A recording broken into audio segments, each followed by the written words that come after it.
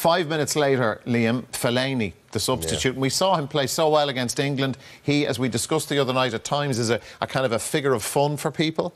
But he's a game changer. Yeah, he's effective, isn't he? You know, and I think it comes out to Hazard out here on the left again. Hazard took the corner originally, puts a great ball in now. And you can tell that Japan are going to be struggling. And Fellaini does what Fellaini does. He climbs early. The Japanese defence can't put him off and nods it low and hard into the corner. A typical Fellaini goal and a great ball from Hazard. It's the one thing that Fellaini has is that physicality, and certainly in the Premier League everyone's big and strong, so it's maybe not as noticeable. But then when you come up into a competition where you've got different continents, different styles of football, hanging a ball into the 6-yard box and having him attack, it's a huge weapon for them going forward. Like Didi, he always seems to make an impression on a match, whether sometimes it's not positive, sometimes it's negative, but he does change things around him. He does, and I think it's just about the position he's used at. Because he always says he wants to be a centre midfielder. I don't think he's ever been a centre midfielder because I don't think he's got the technical ability and the passing ability to play in centre midfield.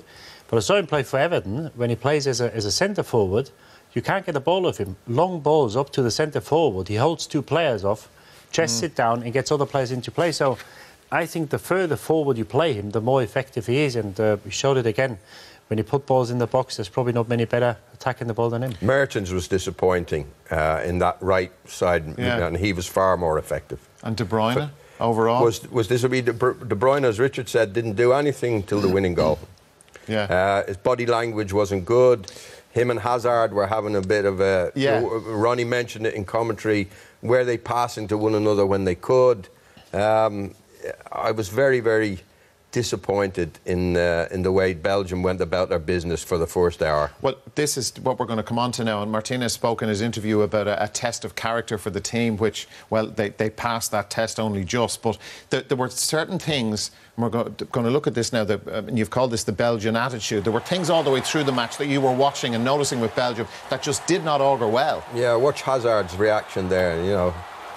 That's not good. That's not a good sign. Okay. And we had said before the game, are they a bunch of individuals? Well, for the first hour, they looked like that. Look at Hazard. De Bruyne should have passed him that ball. And that was featured a lot in the game. This is De Bruyne. Like, he's not doing his defensive work here and gives Japan a chance to counter-attack that they very nearly, made something of. And that's De Bruyne not doing his job. Now, I said to you at half-time, I thought they were casual. This is casual as well by company. I don't think that's a foul. But they get away with it.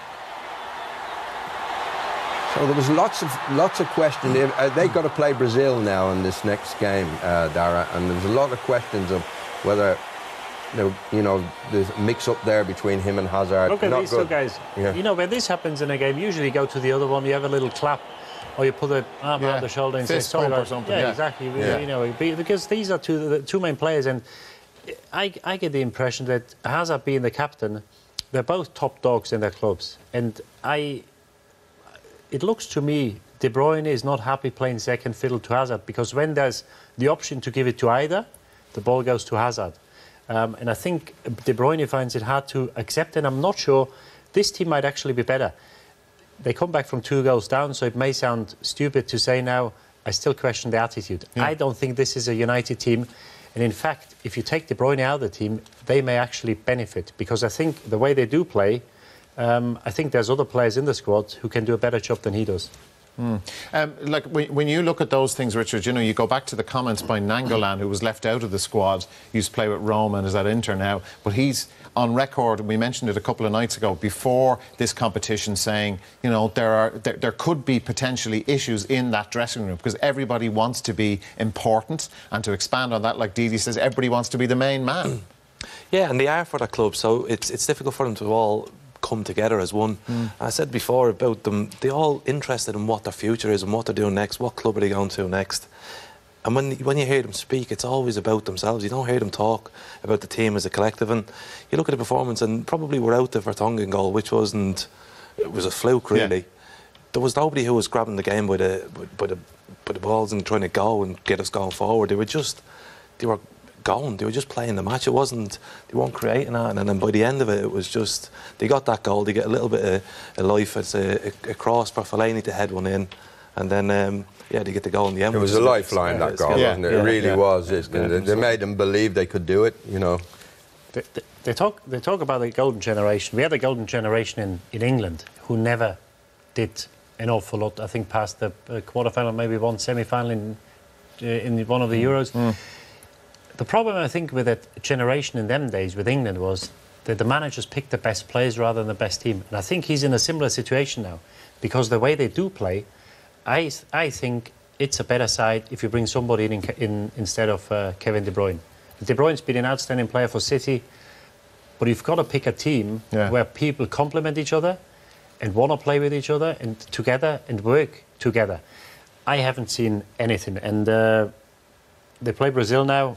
There's probably no bigger test with the teams left in the competition. I don't worry for them, but I think Brazil won't mind playing them.